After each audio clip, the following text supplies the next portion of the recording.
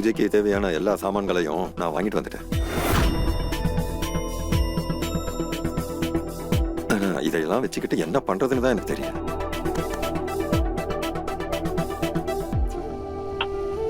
இதுல இருந்து எதை எடுத்து குலதெய்வத்துக்கு கொடுப்பாங்க, எதை மருமக கிட்ட கொடுப்பாங்கன்னு எனக்கு எதுவுமே தெரிய மாட்டேங்குது.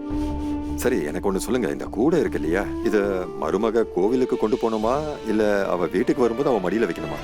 சொல்லுங்க. இத பாருங்க, பின்னாடி ஏதாவது தப்பு நடந்ததுன்னா என்ன குறை சொல்லாதீங்க. ஒரு தடவை எல்லாரும் அவங்க கண்ணால அதை நல்லா பாத்துருங்க. என்ன, இது கிடையாது அது கிடையாது இப்படி அப்படி பண்ணக்கூடாதுலாம் சொல்லாதீங்க. இந்த கொழுந்தனாருக்கு என்ன ஆச்சுன்னு தெரியல. இந்த ஜென்மத்துல யாரை நான் மருமகளா ஏத்துக்க மாட்டேன்னு சொன்னனோ அவளை போய் குலதெய்வத்துக்கு பூஜை பண்ண சொல்றாரு. நீ சொல்லு. நானா? நீ இல்லாம வேற யாரு? சித்தப்பா, அது எனக்கு எதுவும் தெரியாது.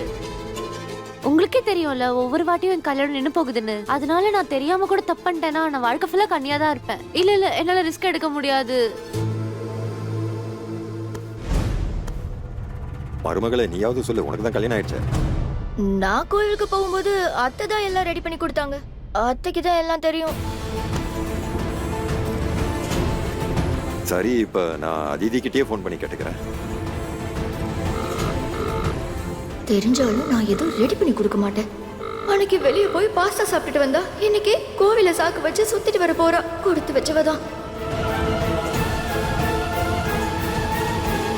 இந்த அதித்தி பொண்ணு போன் எடுக்க மாட்டாளே. தாத்தா, ஆ, நீங்க எல்லார்கிட்டயும் கேட்டீங்க, ஆனா என்கிட்ட கேட்கவே இல்லையே. உன்கிட்டயா?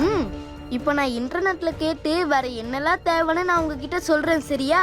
இங்க பாரு செல்லம், உன்னோட இன்டர்நெட்ல இருந்து நமக்கு தகவல்லாம் கிடைக்கும் தான். ஆனா வீட்டுல இருக்கிற பெரியவங்க தான் சாஸ்திர சம்பிரதாயத்தை எல்லாம் சொல்லி தருவாங்க.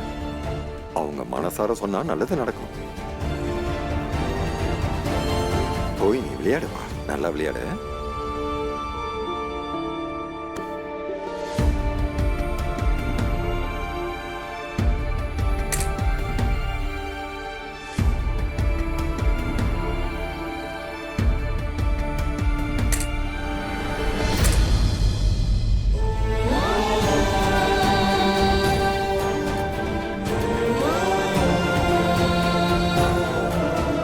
நான் இன்னும் அவளை மருமகளா ஏத்துக்கல.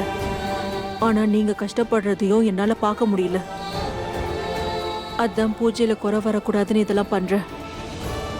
இங்க பாருங்க, பொதுவா பெரியவங்க எல்லாருக்கும் சாஸ்திர சம்பிரதாயம் தெரிஞ்சிருந்தாலும் அவங்க சுயமரியாதையை எதிர்பார்ப்பாங்க.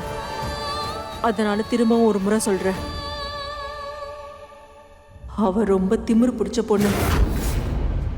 வேணா பாருங்க, ஒரு நாள் இல்ல ஒரு நாள் அவ அம்மா மாதிரி எல்லாரும் ஏமாத்தி நம்மள தவிக்க விட்டுட்டு ஓடி போக போறா.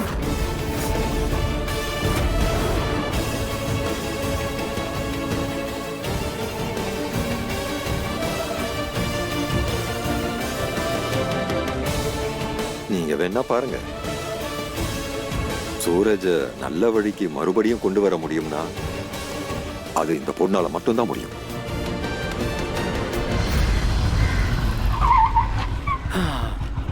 சரியா சொன்னீங்க சூரஜ் அண்ணன்.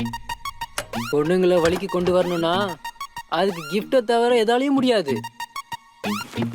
அப்புறம் என்னால ஒரு விஷயத்த உறுதியா சொல்ல முடியும், அண்ணி இதுக்கு கண்டிப்பா ஒத்துக்குவாங்க. அது மட்டும் இல்லாம அண்ணி அவங்க வீட்டுக்கு போறதுக்கு கண்டிப்பா ஒத்துக்குவாங்க. நீங்க வேணா பாருங்களேன்.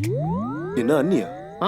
எத்தனை தடவை சொல்றது, அவ ஒண்ணு அண்ணி கிடையாதுன்னு புரிஞ்சுக்க மாட்டேன். இங்க பாருங்க, அவங்க உங்களுக்கு பொண்டாட்டியா இருக்கிற வரைக்கும் அவங்க எனக்கு எப்பவுமே அண்ணி தான். நான் சொல்றதுல எந்த தப்புமே இல்ல, சரியா?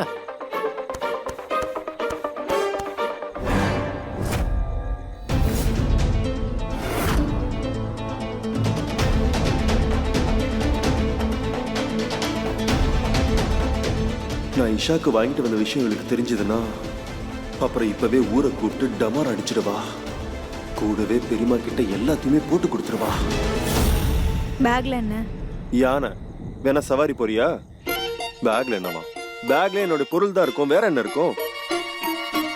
பின்ன வேற என்னவா? வேற இதுல பிரம்மச்சாரியத்துக்கு சம்பந்தப்பட்ட துணிலாம் இருக்கு. வேற என்ன இருக்க போகுது? இந்த பேக் மேல கன்னி பொண்ணுங்க கண்ணெல்லாம் படக்கூடாது. அப்படியா? நான் இத பார்த்தே தீர்வேன்.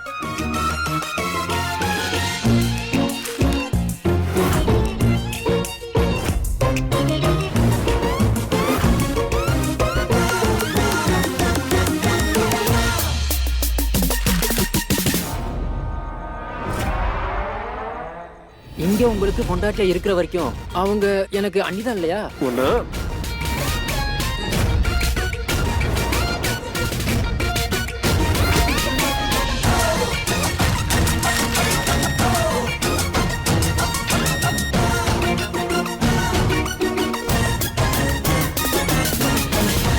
உன்னுடைய செக்கிங் எல்லாம் முடிஞ்சுதா? ஆ? சரி முதல்ல கிளம்பு. நான் ஏன் போகணும்? நான் சரளாத்தை பார்க்க வந்திருக்கேன்.